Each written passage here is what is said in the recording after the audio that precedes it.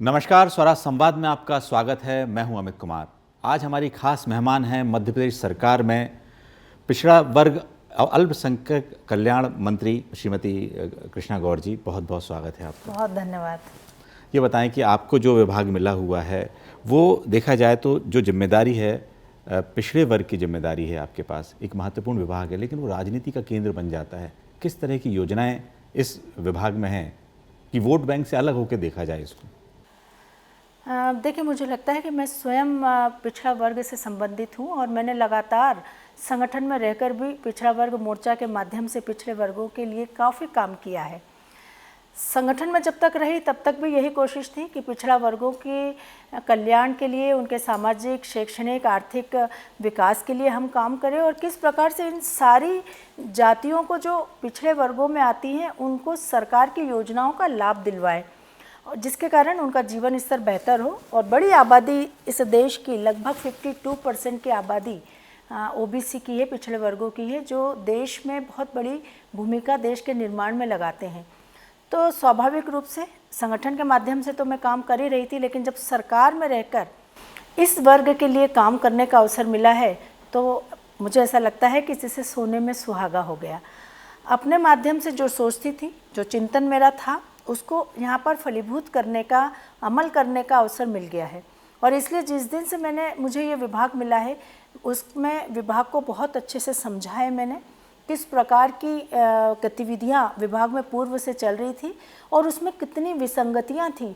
तो मैंने ये जाना कि कई सारी विसंगतियाँ इस विभाग में थी जिनको दूर किए बिना पिछड़े वर्गों का उत्थान संभव नहीं था। धीरे धीरे हमने कार्य योजना बनाई, लगातार अधिकारियों के साथ हमने चर्चा की, बैठकें की और उसके बाद कुछ निर्णय हमने ऐसे लिए जिससे हम इन वर्गों के विकास के लिए जो बेहतर कर सकते थे उसमें हमने सफलता प्राप्त की। तो आज मुझे ऐसा लगता है कि जिस विभाग की जिम्मेदारी मुझे मिली मैंने उसको अच्छे से समझा, हमने कार्य योजना बनाई और अब धीरे धीरे उस कार्य योजना पर अमल करना शुरू किया।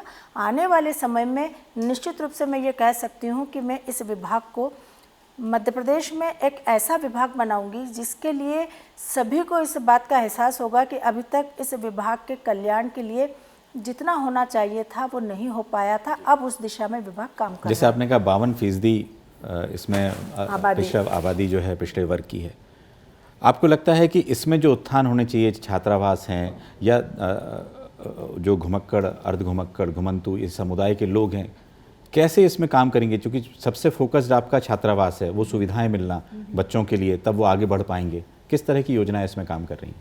देखिए, हमारी नई पीढ़ी जो पिछड़े वर्गों से संबंधित है, उस नई पीढ़ी के लिए शैक्षणिक सुविधाएं देना ये समाज की भी जिम्मेदारी है, सरकार की भी है। और इस दृष्टि से सरकार इन नई पीढ़ी के पिछड़े वर्ग के बच्चों के लिए क्या कर रही है, किस प्रकार से काम कर रही है, जब इसकी जानकारी मुझे मिली तो मैंने सबसे ज़्यादा फोकस भी इस बात के लिए किया कि भविष्य जिनके हाथों में है आने वाला, उनको हम बेहतर कैसे सुविधाएं दे सकें। और इसलिए पूरे मध्य प्रदेश के सभी हॉस्टल्स में, चाहे वो गर्ल्स हॉस्टल हो या बॉयज़ हॉस्टल हो, वो सारी सुविधाएं उपलब्ध कराने के लिए हमने संकल्प लिया। प्रत्येक हॉस्टल में वाईफाई सुविधा हम देने जा रहे हैं, प्रत्येक हॉस्टल्स में मेस की सुविधा हम दे रहे हैं, उसके साथ ही साथ सोलर पैनल रूफटॉप पे लगा रहे हैं, वहाँ लाइब्रेरी की व्यवस्था हम कर रहे हैं और हर हमारा हॉस्टल जिम के साथ बच्चों को अच्छा स्वास्थ्य देने का काम भी करेगा। तो ये 5 प्राथमिकताएं हमने हर हॉस्टल के लिए तय की है जिसको हम आगे अमल करेंगे। देखिए, जिस तरह से आपने कहा है कि छात्रों को इस तरह की सुविधाएं मिलती है, ज़रूर रिजल्ट बहुत अच्छे होंगे, लेकिन अभी अल्पसंख्यक की बात की जाए तो उसमें सिर्फ एक समुदाय के नाम विशेष रूप से आता है कि अल्पसंख्यकों के लिए सिर्फ एक ही समुदाय है, लेकिन और भी समुदाय हैं इसमें जिसके काम करने की जिम्मेदारी इस विभाग की है। तो किस तरह से? जी, मैं मानती हूँ कि अल्पसंख्यक का मतलब सिर्फ एक ही वर्ग नहीं होता, बल्कि हमने मुस्लिम समाज, जैन समाज, सिख समाज, बौद्ध समाज, ईसाई समाज, ये सब अल्पसंख्यक की श्रेणी में आते हैं। और मेरी कोशिश यही रहेगी कि मेरे पास चूँकि यह विभाग है और इसका नेतृत्व मैं कर रही हूँ, तो जितने अल्पसंख्यक विभाग में जितने वर्ग आते हैं उन सबको मैं पर्याप्त स्थान दे सकूँ। क्योंकि इस वर्ग से, चूँकि आप बहुत अच्छे समझते हैं, पिछले 20 साल से लगातार इस वर्ग के मुख्यमंत्री भी रहे हैं, तो लगता है मध्य प्रदेश में जो होना चाहिए दिखाई नहीं दिया, मतलब अल्पसंख्यकों के लिए या पिछड़ा वर्ग के लिए जो काम होने चाहिए थे पिछले इतने सालों में, 70 सालों में दिखाई नहीं दिए। आपको लगता है कि अब ऐसे और कौन से काम हैं जो आपको अभी करने हैं? बहुत सारे हमने काम अब शुरू किए हैं जिसके माध्यम से आने वाले समय में निश्चित ही पिछड़े वर्गों के कल्याण, उत्थान और आर्थिक दृष्टि से मजबूत किस प्रकार से वो दिखाई देगा। हमने तय किया कि हमारी जितनी भी पिछड़े वर्ग की जातियां हैं उनके जो पारंपरिक व्यवसाय थे, कहीं ना कहीं वो पारंपरिक व्यवसाय लुप्त होते जा रहे थे। उनको उठाने के लिए, उनका आर्थिक स्तर बढ़ाने के लिए उन पारंपरिक व्यवसायों को बढ़ाने का काम अब हम विभाग के माध्यम से कर रहे हैं। अब हम मान लें कि रजक समाज की अगर हम बात करें जो ओबीसी समुदाय में आता है, रजक समाज के जो नई पीढ़ी है वो शायद ये काम करना नहीं चाहती, लेकिन अगर हम उनका स्किल डेवलप करके अगर जो लॉन्ड्रियाँ हैं उनको मैकेनाइज लॉन्ड्री के माध्यम से हम उनको लोन दें, उन्हें आर्थिक रूप से मजबूत करने का काम करें तो ये समाज खड़ा होगा, क्योंकि लोगों को आवश्यकता इस बात की भी है। ऐसे ही यदि हमारे प्लम्बर जो है अगर उसमें हम कुछ नया इनोवेटिव करके उस समाज को, उस वर्ग को आगे बढ़ाने के लिए लोन देने का काम करें तो उनकी नई पीढ़ी आकर्षित होगी। ऐसे हम सारे पारंपरिक व्यवसाय को अब आगे बढ़ाने के लिए नई पीढ़ी को उसकी ओर अट्रैक्ट कर रहे हैं। क्योंकि कई बार क्या होता है, सरकार में बड़े विभागों पर मुख्यमंत्री की ज़्यादा नज़र होती है, लेकिन पिछड़ा वर्ग, अल्पसंख्यक के जो आप जिस तरह की योजनाएं हैं इनको करने में आपको भी संघर्ष करना पड़ेगा कि किस तरह से मुख्यमंत्री तक ये बात पहुँचे, बजट ज़्यादा से ज़्यादा हो, सुविधाएं ज़्यादा से ज़्यादा पहुँचें, इस सब को लेकर। नहीं, माननीय मुख्यमंत्री जी से मेरी कई बार चर्चा हुई है और मैंने देखा है कि उनका बहुत पॉजिटिव, सकारात्मक इस दृष्टि में विचार था और उन्होंने कहा कि ये विभाग वास्तव में बहुत करने वाला विभाग है, आप इसमें बहुत अच्छा कर सकते हो, जहाँ सहयोग की आवश्यकता होगी हम तुम्हें सहयोग करेंगे। और जितने प्रस्ताव मैंने बनाकर दिए हैं माननीय मुख्यमंत्री जी ने उनका संज्ञान लिया है और वो उसको स्वीकृति देंगे तो आगे विभाग का काम बहुत बेहतर तरीके से हम कर सकेंगे। आपके पास दोहरी जिम्मेदारी कहें, एक तो महिला वर्ग को कहें और पिछड़ा वर्ग को कहें, दोनों एक दोहरी जिम्मेदारी के साथ हैं, तो आपको लगता है कि क्या महिलाओं को इतने तवज्जो नहीं मिल पाती है, चाहे मंत्रिमंडल में जगह हो या पार्टी में, जैसे आप तो लगातार देखती आ रही हैं, तो आपको लगता है कि और भागीदारी बढ़ने की गुंजाइश है अभी? हाँ, निश्चित रूप से पुरुष प्रधान समाज हमेशा से हमारा रहा है, महिलाओं को उतने अवसर नहीं मिल पाए और कई बार तो हमने देखा कि कई बार समाज की सोच ऐसी थी कि कुछ क्षेत्र पुरुषों के एकाधिकार के ही क्षेत्र हैं, वहाँ महिलाएं काम नहीं कर सकती, जबकि ऐसा बिल्कुल भी नहीं है। मैं हमेशा महिलाओं से कहती थी दुनिया का कोई काम ऐसा नहीं है जो महिलाएं नहीं कर सकती है। अपनी सोच को बदलने की आवश्यकता थी, समाज को अपनी सोच परिवर्तित करने की आवश्यकता थी। महिलाओं ने जब जब जिस क्षेत्र में अवसर मिले अपने आप को साबित करके दिखाया है। यही कारण है कि आज हर क्षेत्र में महिलाएं अपने आप को बहुत आगे लेकर गई हैं, अपने परिश्रम से, अपनी मेहनत से, अपनी क्षमता से, अपनी प्रतिभा से।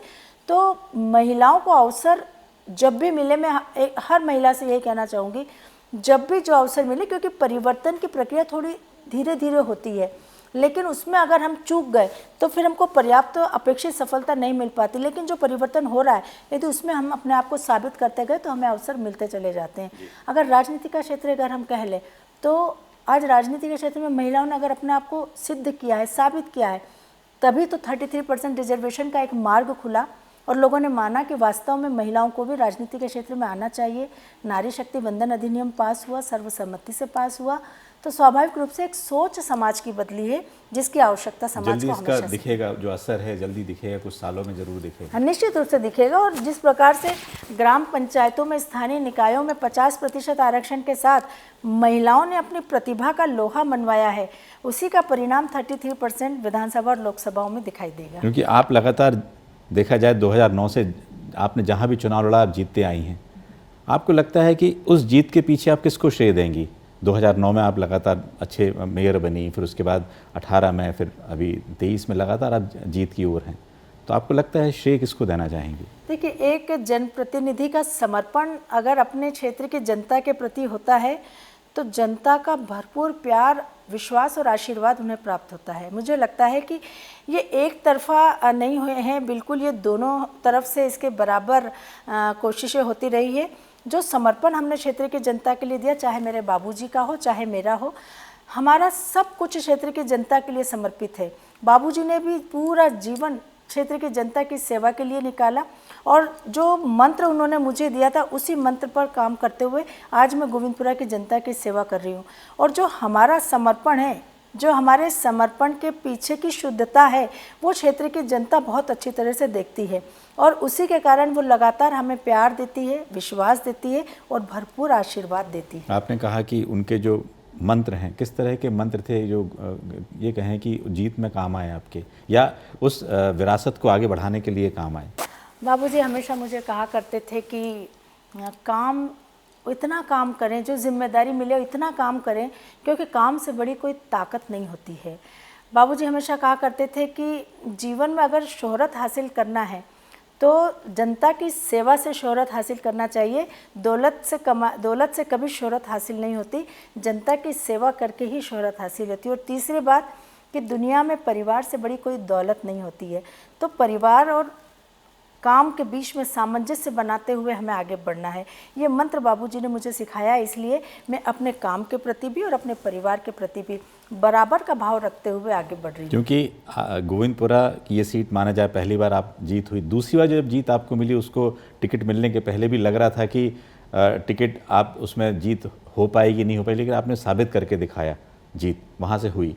मुझे पूरा विश्वास था क्योंकि 5 साल मैंने बहुत समर्पण के साथ क्षेत्र की जनता की सेवा की थी। बहुत सारी परिस्थितियां विपरीत आईं क्योंकि कोविड का संकट काल भी उसी समय आया था, लेकिन कोविड के उस संकट काल में भी क्षेत्र की जनता के बीच में हमेशा उनके दुख में खड़ी रही, उनकी सेवा करती रही। और जिस प्रकार से हमने अपने क्षेत्र का विकास किया, लोगों ने देखा कि वास्तव में हम गोविंदपुरा विधानसभा क्षेत्र को जैसा जनप्रतिनिधि चाहिए था बाबूजी के बाद, शायद जनता के विश्वास पर मैं खरा उतर रही हूँ। आपको लगता है कि इस जो विरासत में आप लगातार 2 बार वहाँ से जीती हुई हैं, किस तरह से सामंजस्य बिठाती हैं? चूँकि आपको मंत्री पद में काम करना है, स्थानीय, चूँकि आपका भोपाल ही क्षेत्र है, तो आप लगातार किस तरह से सामंजस्य बिठा पाती हैं? मेरा पूरा समय अपने काम के लिए समर्पित है और इसलिए मैं चाहे क्षेत्र की जनता की समस्याओं हैं उनका निराकरण हो, उसको भी कार्यकर्ताओं के साथ मिलना भी, उनको समय देना, संगठन के कामों को समय देना और साथ ही सरकार के माध्यम से जिस विभाग की जिम्मेदारी मुझे मिली है उसमें भी बेहतर से बेहतर परफॉर्मेंस देना, यह काम करने के लिए बहुत समय देती हूँ। और मेरी कोशिश यही होती है कि अगर हमें अपॉर्चुनिटी मिली है, अवसर मिला है, तो उसका पूरा उपयोग हमको करना चाहिए ताकि हम अन्य महिलाओं के लिए प्रेरणा बन सके, अन्य जनप्रतिनिधियों के लिए प्रेरणा बन सके। मध्य प्रदेश में कहा जाए तो यदि महिला नेत्रियों में राजमाता सिंधिया हैं, सुषमा स्वराज हैं, उमा भारती हैं, मध्य प्रदेश में लगता है आपके रोल मॉडल क्या हैं? ऐसा कुछ आपको लगता है, कौन रोल मॉडल था आपका? स्वाभाविक रूप से जब नारी जाति का प्रतिनिधित्व करती हूँ तो राजनीति के क्षेत्र में काम करने वाली महिलाएं ही पहले मेरी रोल मॉडल हैं। और सुषमा स्वराज जी को मैंने काम करते हुए देखा था कि किस प्रकार से वो घर परिवार और अपने काम के बीच में सामंजस्य बनाकर काम करती है।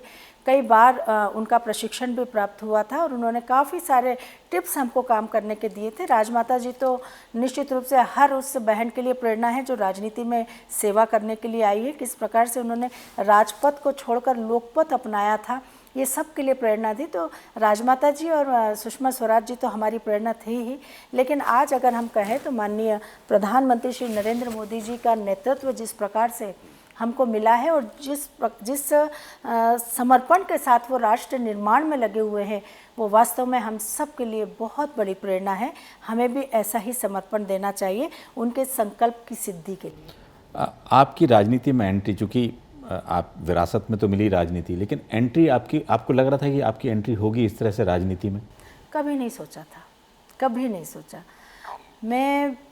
मेरी लाइफ में यू टर्न आया। ये बात सही है कि राजनीतिक वातावरण मुझे परिवार में हमेशा मिला है। बाबूजी को मैंने काम करते हुए देखा है और बाबूजी को मैंने जिस प्रकार काम करते हुए देखा है तो मैं कई बार यही सोचती थी कि कोई भी जनता के बीच में चुनकर आता है तो उनको ऐसे ही काम करना चाहिए। मुझे कभी नहीं पता था कि यही काम मुझे भी करना पड़ेगा। तो वो एक मंत्र था, जो बीज था, जो मेरे अंदर बाबूजी को देखते हुए रोपा गया था। जब मुझे काम करने का अवसर मिला तो वो पुष्पित और पल्लवित हो गया। तो मुझे लगता है कि मेरे जीवन में ईश्वर ने ऐसी परिस्थितियां निर्मित की कि ना चाहते हुए भी मुझे इस क्षेत्र में आना पड़ा। और जब मैं आई तो फिर मेरा पूरा फोकस इस बात के लिए था कि अगर जनता ने मुझे सेवा करने का अवसर दिया है तो मेरा तन, मन और जीवन अब जनता की सेवा के लिए समर्पित होना क्योंकि आपने भोपाल की जो जिम्मेदारी निभाई है, इंदौर की जिम्मेदारी भी निभाना है आपको, कैसे होगा दोनों का? क्योंकि भोपाल की जिम्मेदारी मेयर बन के तो आपने बहुत निभाई, जी जी। इंदौर की रह गई है अभी। नहीं, मेरी पार्टी का जो आदेश होगा, हमेशा एक अनुशासित कार्यकर्ता, निष्ठावान कार्यकर्ता के रूप में पार्टी के हर दिशा निर्देश का पालन किया है और भविष्य में भी मेरी पार्टी जो मेरे को आदेश करेगी उसको मेरे लिए सर्वमान्य होगा।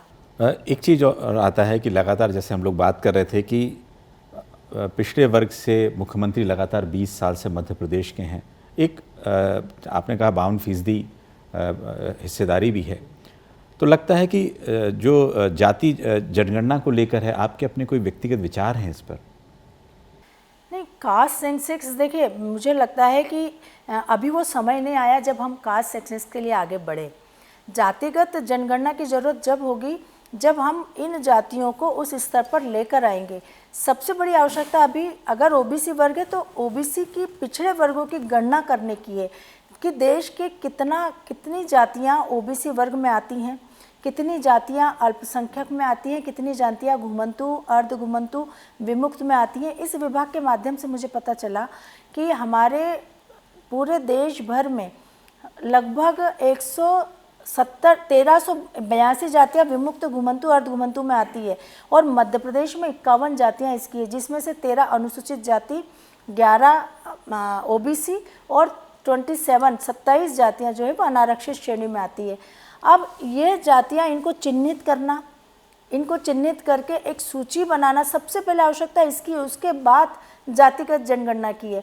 तो मुझे लगता है कि जातिगत जनगणना की बात हम बाद में करेंगे, अभी हमें इन वर्गों की गणना करनी चाहिए कि कितना बड़ा वर्ग इस देश में निवास करता है। एक और मुद्दा आता है कई बार 27% आरक्षण का, कांग्रेस लगातार इसको उठाती है। आप क्या सोचती हैं कि चूँकि मध्य प्रदेश में क्या ज़रूरत है इतने आरक्षण की, या किस तरह से इसको आगे बढ़ाएंगी आप? देखिए, बड़ी आबादी ओबीसी समाज की निवास करती है मध्य प्रदेश में और हमेशा से मांग यही उठी है कि हमें 27% आरक्षण मिलना चाहिए। मैं भी इस बात से बिल्कुल सहमत हूँ, मेरी पार्टी भी सहमत है और मेरी सरकार भी सहमत है। लेकिन कोर्ट में चूंकि ये मामला है, हमारे मध्य प्रदेश में वर्तमान में 20% अनुसूचित जनजाति को, 16% अनुसूचित जाति को और 14% ओबीसी समाज को आरक्षण दिया जा रहा है, जो मिला के 50% होता है। और हमारे जो संविधान में है वो स्पष्ट नियम इस बात का है कि आरक्षण 50% से ज़्यादा नहीं होना चाहिए। और इस दृष्टि से हमारी मांग लगातार इस बात की उठ भी रही है और केंद्र सरकार भी इस बात के लिए प्रयासरत है कि सबकी सहमति से इस दिशा में प्रयास किया जाए, क्योंकि सेंट्रल के संविधान में तो 27% आरक्षण है, लेकिन राज्यों में क्योंकि वहाँ पर उस प्रदेश की जातियों के आधार पर रिजर्वेशन है, तो हमारे यहाँ पर पूर्व में ही 20% अनुसूचित जनजाति, 16% अनुसूचित जाति और 14% जो बचा था वो ओबीसी को मिला है। तो 50% से बाहर हम ज़्यादा जा नहीं सकते, लेकिन हमारी लगातार कोशिश इस बात की है, सरकार की भी, संगठन की भी, कि ओबीसी वर्ग को हम 27% आरक्षण दिला के रहेंगे। बिल्कुल।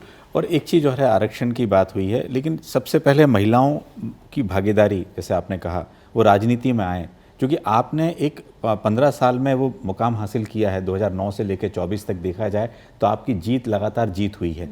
आप किस तरह संदेश देंगे कि जो नई लड़कियां, महिलाएं राजनीति में आएँ, और वो भी कम से कम जिस तरह से 33% यदि आरक्षण हो जाएगा तो उनकी भागीदारी यहाँ सुनिश्चित हो जाएगी?